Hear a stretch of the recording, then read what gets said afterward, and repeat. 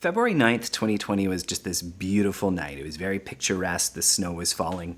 Your mother and I, we went for a walk, and we were going in search of food. And we wound up at this Italian place. As we sat eating our food and watching the snow fall out the window, I thought to myself, I hope my life never changes. Within 24 hours, our lives would change forever.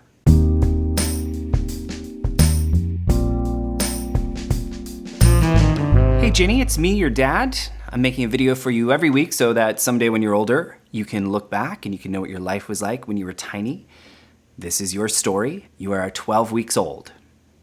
This particular video, I'm going to reference some things that might not exist by the time that you're old enough to watch these. So I'm putting in these little video inserts into it so you don't have to run off and look things up. On February 10th, the day after the restaurant, I'm at work. Work, a physical place where people used to go to do their jobs.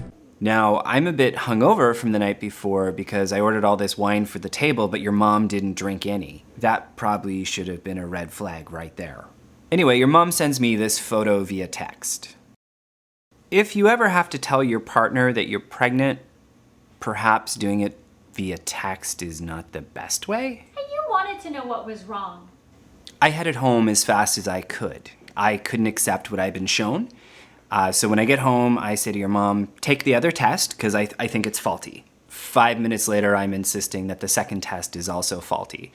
Therefore, we need a professional opinion. We get in the car, and we have the quietest drive to the doctor's office. Your mom's sitting beside me. I'm pretty sure she's planning the future, and me sitting behind the wheel, wondering how a company can be so irresponsible to make such faulty pregnancy tests.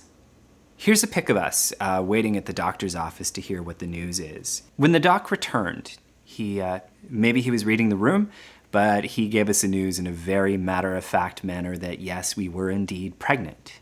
I mean, here we are pregnant and we've never even discussed the possibility of having a kid. 'Cause you always change the subject. It's pretty standard advice that you don't tell anyone you're pregnant until you're at the 3-month mark. So naturally, by February 11th, everyone in this photo knew you were coming. As I struggled to process this, news started to emerge globally of something so heinous and terrible that it just couldn't be believed. Something I never thought would happen in our lifetime. But then we finally got news confirmation of it. It's a candle. Yeah. And so it's called This Smells Like My Vagina. It's a $75 candle and it's sold out. Why are we enabling her? Also, COVID happened. In March, all of Canada entered a lockdown. Lockdown, the reason there are no longer physical places of work. Now, it was and is a terrifying time, but there was a bit of a silver lining in that it meant I could work from home and your mother could have a low-stress pregnancy. Initially, everyone thought, lockdown would be 2 weeks. Then it became 4 weeks. Then it became 6 weeks, then it became 8 weeks, and here we are in January of 2021, and it's still locked down. A nice thing, though, was we were able to catch up on all these movies we'd never seen. Turns out there's some movies that when you're in a pandemic-induced lockout, you probably shouldn't watch. 10 Cloverfield Lane. No! No, no! No! Don't open that door! They're going to get all of us killed! The Shining. For some people, solitude and isolation can of itself become a problem. Contagion's actually okay to watch in this because Gwyneth Paltrow's character bites it pretty early on. I'm not someone to cheer for any actual death that ever happens, but I was annoyed enough at her candle that I will cheer on any of her on-screen deaths anytime. Marvel had so many glorious opportunities that they wasted. Another barrier to me accepting that you were real and that you were coming was that due to lockdown and all the restrictions, I couldn't attend any of your mother's appointments with her. In truth, I actually kind of resented the medical professionals like the midwives for not allowing me to attend them. I kind of took it personally. Anyway, your mom would come out of the appointments to find me angrily pacing, and she'd do her best to explain to me what had been explained to her.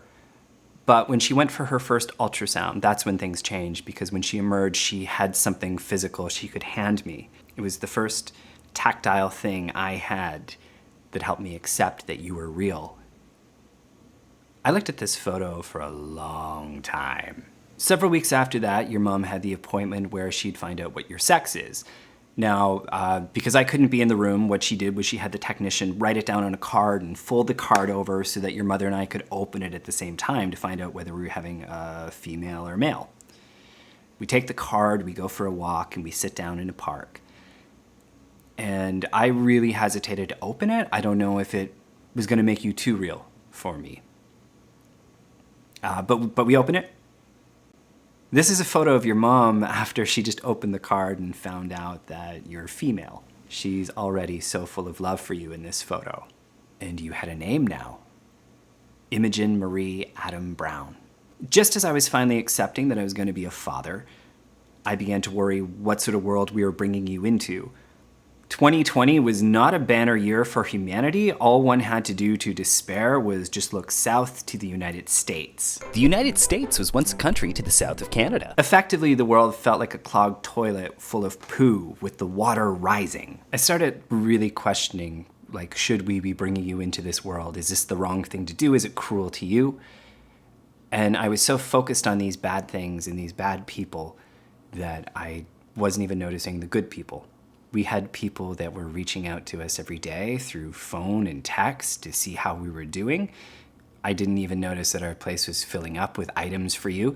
Some of it was from good friends who had gently used baby items that they wanted you to have. They wanted you to have the best start in life. But other things were from people that we didn't know very well. We had a gift of some hand-knitted caps for you, and they were given to us by someone whose mother had made them, and the mother had recently passed away, but she wanted you to have them. That's such an amazing act of kindness. And as we started getting closer to the due date, I started to recognize this, that there was good things everywhere, because when people thought of you and they thought of a baby, they thought of hope. As I realized this, my mindset shifted. I decided I was going to look for the good in the world. So on October 10th at close to 11 p.m. as we entered the delivery room for your arrival, when I saw the midwives for the first time, the people I'd been resenting, I was able to see them for what they were, not what I was imposing on them. They were risking their own health, their own lives to ensure that babies could come into the world in the best possible way. And because they were wearing masks, I don't know what they look like. It's a shame. I could pass them on the street and I wouldn't recognize them, the people who brought the most important person to my life, these heroes. I don't know what they look like. Acts of kindness can seem really small, like giving a gift to someone of something you no longer need, or they can be really huge, like putting your health at risk to help someone else. But regardless, don't underestimate the impact they have. It took me a long time to see it, and when I did see it, it was very much because of you. So I want to reciprocate that for you. If there's one thing I can teach you about this world, is that there's goodness in it. You just have to see it.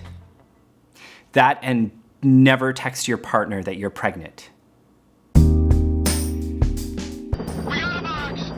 Call the bomb squad, I need a bomb squad, we got a box! This is the best part. I'm gonna open it.